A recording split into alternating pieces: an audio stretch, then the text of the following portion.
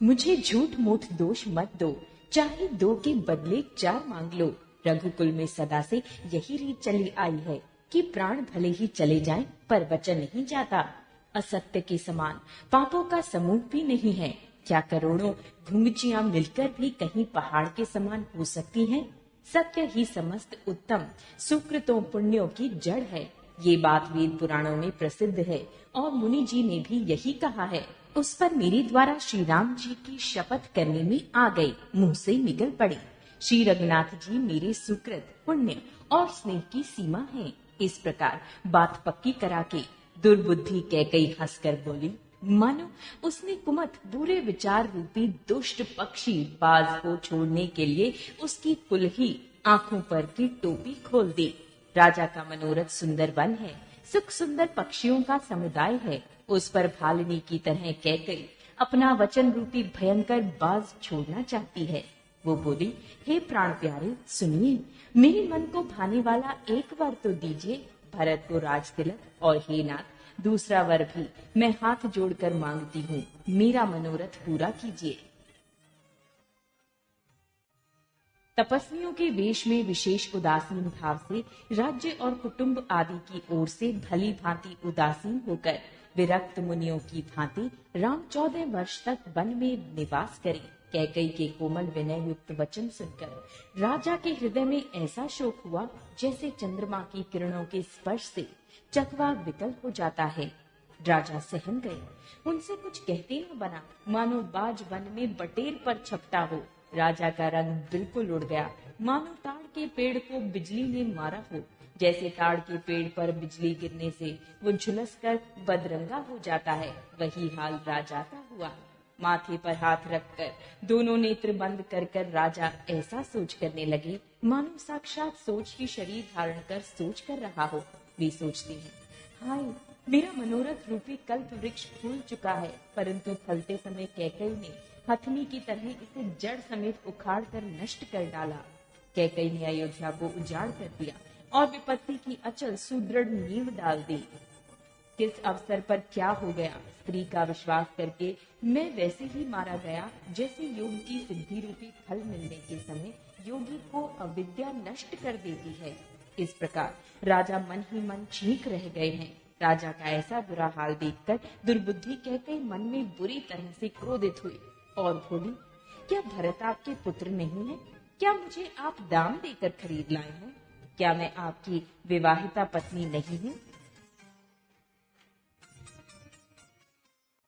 जो मेरा वचन सुनते ही आपको बाण सा लगा तो आप सोच समझकर बात क्यों नहीं कहते? उत्तर दीजिए, हाँ कीजिए, नहीं तो नहीं कर दीजिए। आप रघुवंश में सत्य प्रतिज्ञा वाले प्रसिद्ध हैं। आपने ही वर देने को कहा था, अब भले ही ना दीजिए, सत्य को छोड़ दीजिए और जगत में अपयश लीजिए। सत्य की बड़ी सराहना करके वर देने को कहा था, समझा था कि ये चबेना ही मांग लेगी। राजा शिवी, दधीची और बलि ने जो कुछ कहा, शरीर और धन त्याग कर भी उन्होंने अपने वचन की प्रतिज्ञा को निभाया। कैकई बहुत ही कड़वे वचन कह रही है, मानो जले पर नमक छिड़क रही हो। धर्म की धुरी को धारण करने वाले राजा दशरथ ने धीरज धरकर नेत्र खोले और सिर घुनकर तथा लंबी सांस लेकर इस प्रकार कहा कि इसने मुझे बड़े कुठौर मारा, ऐसी कठिन परिस्थिति उत्पन्न कर दी जिससे बच निकलना कठिन हो गया। प्रचंड क्रोध से जलती हुई कैकई सामने इस प्रकार दिखाई पड़ी, मानो क्रोध रूपी तलवार नंगी मयान से बाहर खड़ी हो।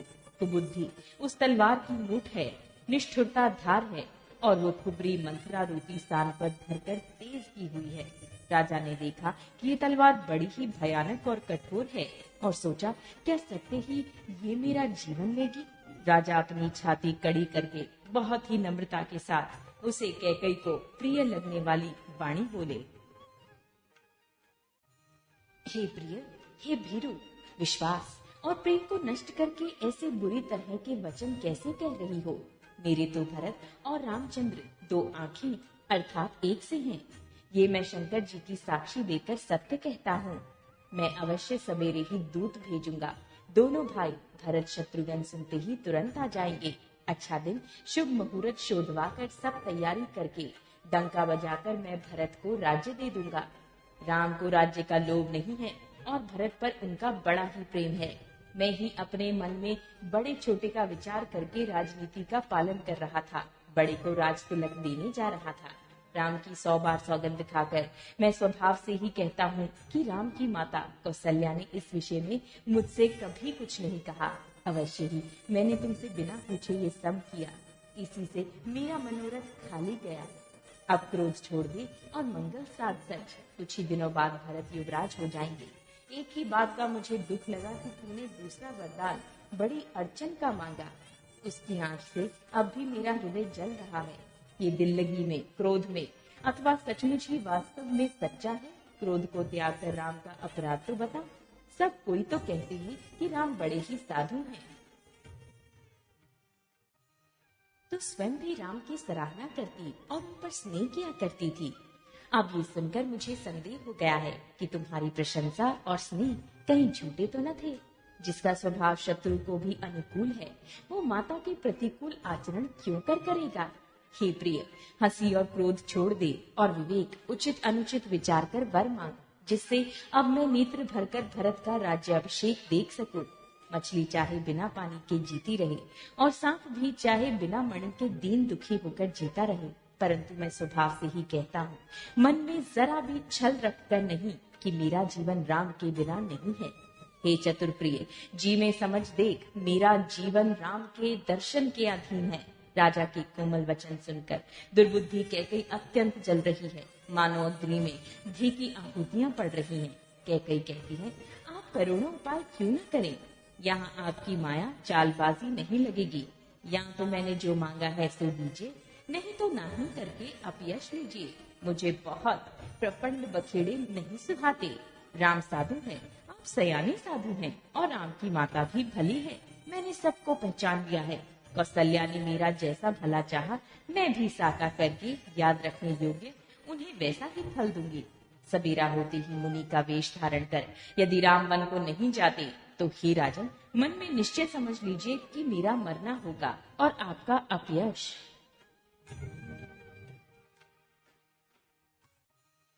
ऐसा कहकर कुटिल कैकई उठ खड़ी हुई, मानो क्रोध की नदी उमड़ी हो। वो नदी पाप रूपी पहाड़ से प्रकट हुई है और क्रोध रूपी जल से भरी है। ऐसी भयानक है कि देखी नहीं जाती। दोनों वरदान उस नदी के दो किनारे हैं। कैकई का कठिन हठ ही उसकी तीव्र धारा है और कुबरी मंत्रा के वचनों की प्रेरणा ही भंवर है। वो क्रोध रूपी नदी राजा दशरथ रूपी वृक्ष को जड़ मूल से डहाती हुई विपत्ति रूपी समुद्र की ओर सीधी चली है। राजा ने समझ लिया कि बात सचमुच वास्तव में सच्ची है। स्त्री के बहाने मेरी मृत्यु भी सिर पर नाच रही है। तदनंतर राजा ने कैकई के चरण पकड़कर उसे बैठाकर विनती की कि तू सूर्य कुल रूपी वृक्ष के लिए कुल्हाड़ी मत बन। तू मेरा मस्तक मांगे, मैं तुझे अभी दे दूं, पर राम के विरह में मुझे मत मांग। जिस किसी प्रकार से हो तू राम को रख ले, नहीं तो जन्म भर तेरी छाती जलेगी। राजा ने देखा कि रोग असाध्य है, तब वे अत्यंत आंतरवाणी से हा राम हा रघुनाथ कहते हुए सिर पीटकर जमीन पर गिर पड़े। राजा व्याकुल हो गए, उनका सारा शरीर शिथिल पड़ गया, मानो हथिनी ने कल्प वृक्ष को उखाड़ फेंका हो। कंठ सूख गया, मुख से बात नहीं निकली, मानो पानी के बिना पहिना नामक मछली तड़प रही हो।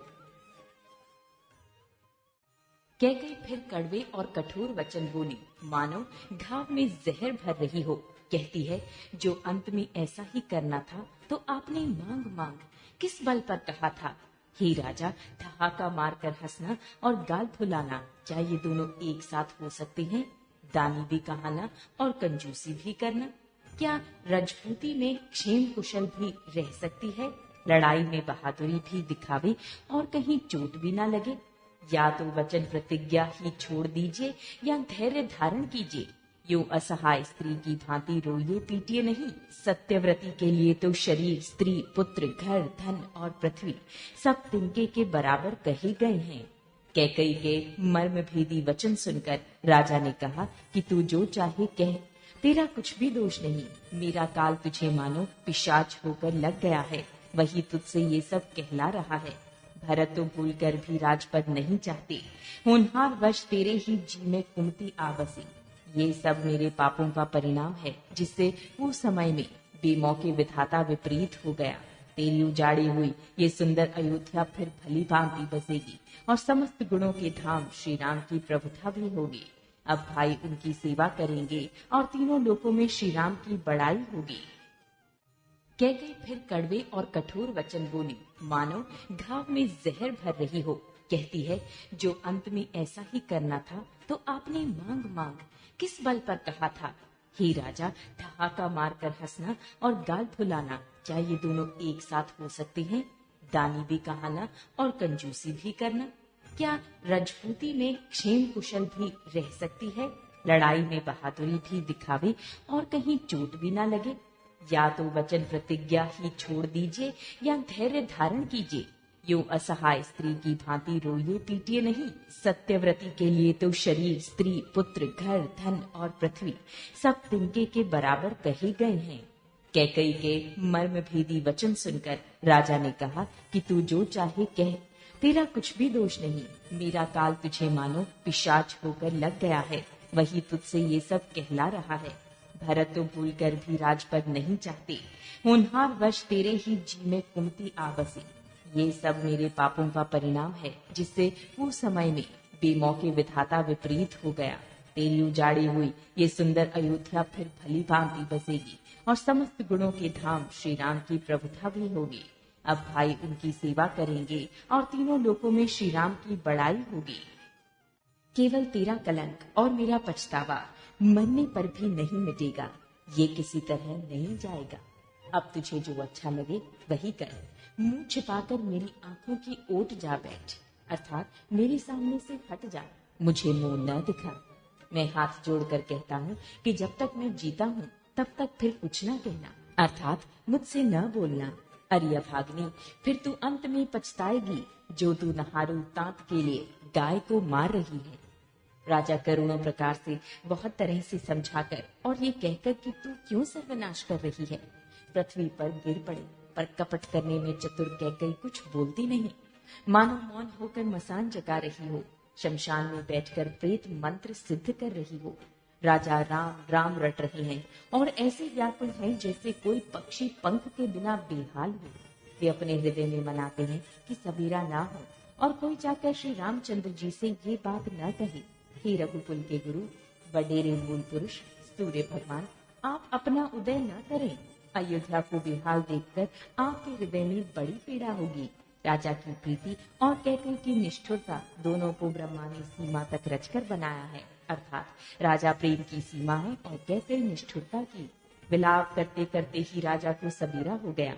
राजद्वार पर वीणा, बांसुरी और शंख की ध्वनि होने लगी। भाट लोग विरुदावली पढ़ रहे हैं और गवैये गुणों का गान कर रहे हैं। सुनने पर राजा को वे बाण जैसे लगते हैं।